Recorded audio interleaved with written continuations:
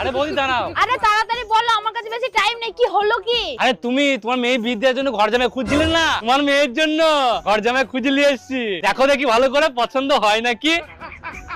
আরে এখানে দাঁড়িয়ে দাঁড়িয়ে কি করে বলবো জামাই আমার ঘর জামাই হওয়ার যোগ্য হবে কি হবে না? ঠিক আছে, তাহলে 2-1 মাস বাড়ি নিয়ে গিয়ে তুমি চেক করে নাও। আচ্ছা ঠিক আছে, আমার কোনো অসুবিধা নাই। তা বলছি ছেলেকে একবার জিজ্ঞেস করে না ও রাজি আছে নাকি। আচ্ছা ঠিক আছে, জিজ্ঞেস করে নিচ্ছি। কি রে, যাবি তুই? আমার কোনো অসুবিধা নেই। আচ্ছা ঠিক আছে, চলো চলো চলো। সাবধানে এসো, আমাদের গলি দেবে, কুকুর আছে, না হলে বা কামড়ি দেবে। না না, জলের ট্যাঙ্কি গুলো তুলে এখানে রাখো। আকুনে করছে, আকুনে।